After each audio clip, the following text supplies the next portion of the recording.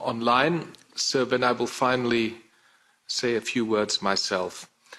Ms. Laingilia and Mr. Verzé, I have heard very carefully what you presented today, and I hear your message, but I have difficulties actually sharing your rather optimistic assessment of the situation in Tanzania. Ms. Laingilia, you said, despite all the positive developments apparently in Tanzania, there were, quote, some shortcomings, unquote. And Mr. Verzé, you said, not everything is perfect in Tanzania. Now, I have dealt a lot with Tanzania. I'm in contact with many brave men and women in that country. And we're still in a situation, even under the new president, where leaders, members, and supporters of the opposition, something which is totally normal in democracies in Europe, but isn't normal in Africa, that members, supporters, and leaders of opposition every day are facing harassment, illegal detention, intimidation, and persecution. Are these really, Ms. Laingilia, some shortcomings? Question mark. Do you believe that the opposition in the moment is able to conduct their political activities uninterrupted? If yes, please describe us how. If not, what is the European Union actually doing to improve the situation apart from sending messages?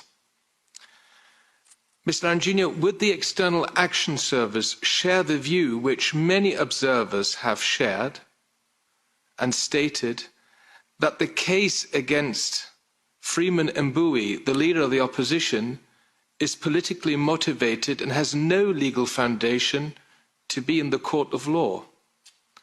I read with interest that representatives from the American and British embassies in Dar es Salaam were present at the court trial.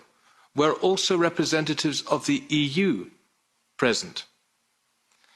You mentioned that you've met Tundu Lissu in Brussels as a leader of the Tanzanian opposition. Well, Mr. Lissu is in the fortunate position, or to be more precise, in the unfortunate position of having to live in Belgium.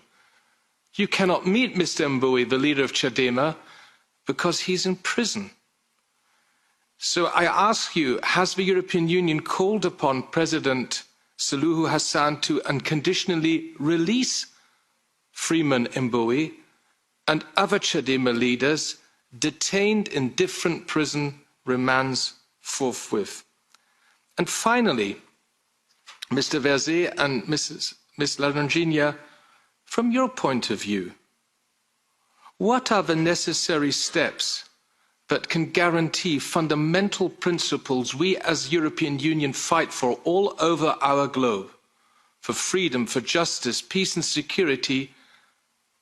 What steps are necessary, and what are we actually doing, and especially the substantial support we as European Union give to Tanzania? And this is, by the way, taxpayers' money of EU citizens. Is this, as other colleagues have asked, is this connected to any kind of conditionality, or are you still continuing business as usual, as you have done over all these years in Tanzania, and you are sending messages? I want you to answer these questions very precisely, please, because in the other case, I would once again have to write letters like after the last meeting, and I would like to avoid that. Thank you very much. The floor is yours, Ms. Laingilia.